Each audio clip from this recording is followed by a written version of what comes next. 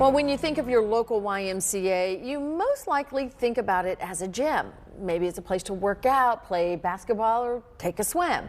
But inside the branches of the YMCA of Northwest North Carolina, you'll find much more. They are places that are literally drawing teenagers off the streets and changing their lives. And as Fox 8's Sarah Winkleman tells us, it's with the help of the Winston-Salem Foundation. Coming to the YMCA every day really helped me not be outside on the street, because coming to Winston, I found out it's crazy. Jared Floyd went to summer camp at the Y as a child growing up in Vance County. When he moved to Winston-Salem to live with a brother, he admits he had a tough time. He turned to the gym at the William G. White Jr. Family YMCA, where he found more than a physical workout. He also found caring and compassion, starting with the Y's executive director. I remember one time Richard actually came and talked to me. He was like, "Are you okay?" Because I guess he felt like something was wrong, and then I was just like, I'm just tell him. So I was telling him all that, and then he got Meredith involved, and then she helped a lot. Meredith is Meredith Floyd, the Associate Executive Director at the William G. White Jr. Family YMCA. She says the Y saw a problem facing today's children and began developing programs to help young people get on the right track and stay there. There's an Achievers program to help students graduate high school and adventure guides to foster father-child relationships. But we also have Reaching Our Potential, which is a program centered around our teens in our community.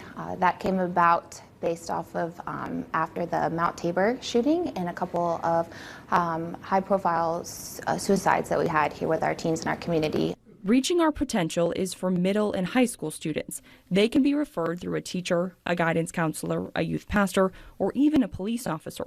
Anyone who sees a teen struggling and in need of physical or mental help, or simply a guiding hand. It's just to ensure that they have a safe space to go after school, and it is no cost to the teen or their family. The program has served well over 400 students in 7 counties, helping each one deal with hardships ranging from problems in school to being homeless. For teens such as Floyd, even simple gestures make a huge difference.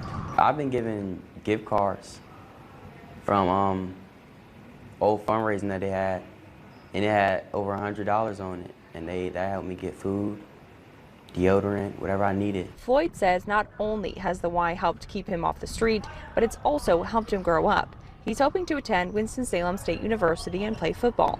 The Y's Vice President of Youth Development says Floyd's story isn't unusual anymore, and she's glad the Y is there to provide help.